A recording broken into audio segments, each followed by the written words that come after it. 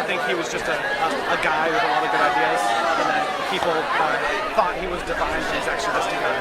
How'd you grow up? I grew up Catholic. I kind of separated the moral teachings out from like the fables and the parables of and all the ritualistic stuff of Catholicism. And so I sort of kept like what's important, like forgiveness and loving thy neighbor and all that stuff. And I sort of have it without really going to church or practicing the religion. But I'm just saying I don't know what's up. So do you believe that there could be a God out there? There could be, there could not be. It's like sort of like 50-50 in my head at the moment. Did you ever experience God when you were young? No, I don't really remember any sort of specific time that I did. Well, I'm Jewish, and I believe that Jesus is who he claims to be.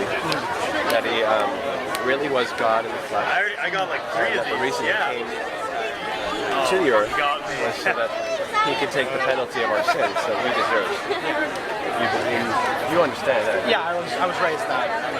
There's a personal creator God who is eternally existing. That's why the laws of the universe are universal, because they came from something that's universal. Nice to meet both of you. And Hope to see you. I didn't get your name, by the way. Jeremiah. Like, I am always fascinated by the fact that you, Anthony, have a unique fingerprint, and no one in billions of While wearing a Santa hat. while wearing a Santa hat, but no one else in the universe who has ever been made, Anthony, has had your fingerprint in your DNA. That's not coincidence, right? Well, it's not. I mean, if it were coincidence, there'd be 5 of you. But there's only 1 of you. For me, the God of the Bible that I read and that I have experienced with tells us that he created you, Anthony, for a purpose.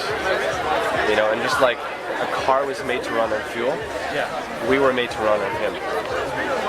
And we're really kind of empty and don't really work unless we have our creator in relationship. Well, I think I've been fine since I renounced it at age 12.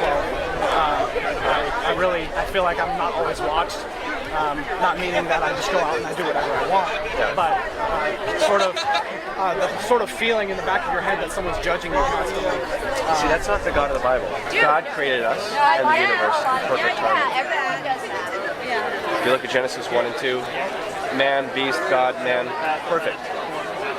But he gave us a gift, free will, right?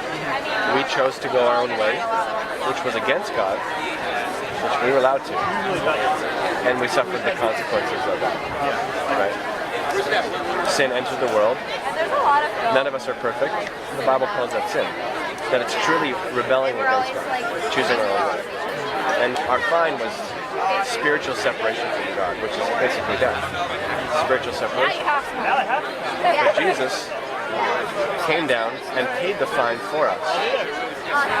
So God's judgment was against everybody because all of us have sinned against him.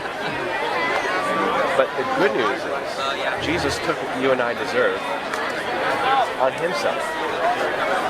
And even though we don't deserve anything good, he gives us a perfect standing relationship with God. He gives us a clean slate and forgiveness of sins. If we just receive the gift that he gave to us, that he paid for with his own body. And for those who do receive him and trust in him, then they have a relationship with God and real life. That's the gospel.